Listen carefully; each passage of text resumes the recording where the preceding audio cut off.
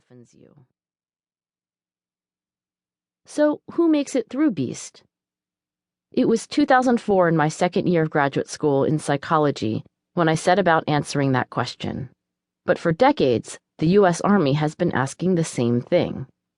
In fact, it was in 1955, almost 50 years before I began working on this puzzle, that a young psychologist named Jerry Kagan was drafted into the Army, ordered to report to West Point, and assigned to test new cadets for the purpose of identifying who would stay and who would leave. As fate would have it, Jerry was not only the first psychologist to study dropping out at West Point, he was also the first psychologist I met in college. I ended up working part-time in his lab for 2 years. Jerry described early efforts to separate the wheat from the chaff at West Point as dramatically unsuccessful. He recalled in particular spending hundreds of hours showing cadets cards printed with pictures and asking the young men to make up stories to fit them. This test was meant to unearth deep-seated unconscious motives, and the general idea was that cadets who visualized noble deeds and courageous accomplishments should be the ones who would graduate instead of dropping out. Like a lot of ideas that sound good in principle, this one didn't work so well in practice. The stories the cadets told were colorful and fun to listen to, but they had absolutely nothing to do with decisions the cadets made in their actual lives. Since then, several more generations of psychologists devoted themselves to the attrition issue, but not one researcher could say with much certainty why some of the most promising cadets routinely quit when their training had just begun. Soon after learning about BEAST, I found my way to the office of Mike Matthews, a military psychologist who's been a West Point faculty member for years. Mike explained that the West Point admissions process successfully identified men and women who had the potential to thrive there.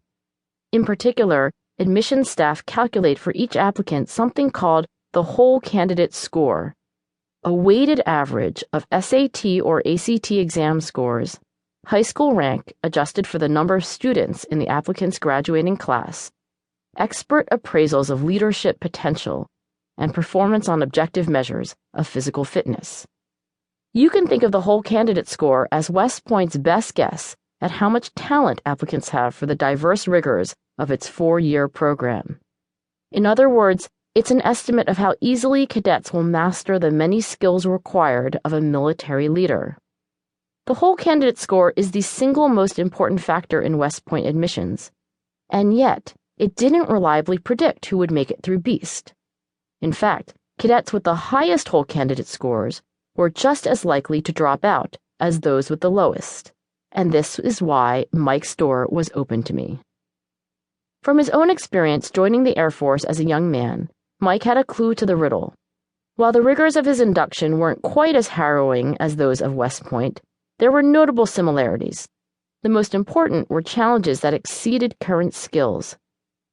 For the first time in their lives, Mike and the other recruits were being asked, on an hourly basis, to do things they couldn't yet do.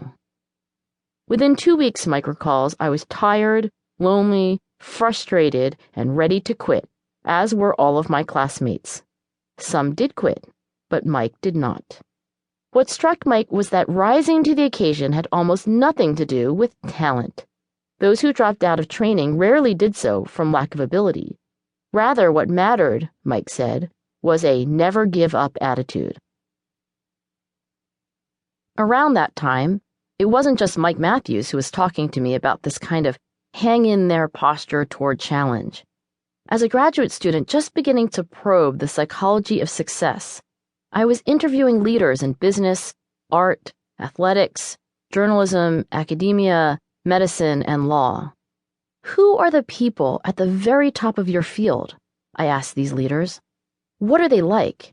What do you think makes them special? Some of the characteristics that emerged in these interviews were very field-specific. For instance, more than one business person mentioned an appetite for taking financial risks. You've got to be able to make calculated decisions about millions of dollars and still go to sleep at night, one told me. But this seemed entirely beside the point for artists, who instead mentioned a drive to create. One said, I like making stuff. I don't know why, but I do. In contrast, athletes mentioned a different kind of motivation.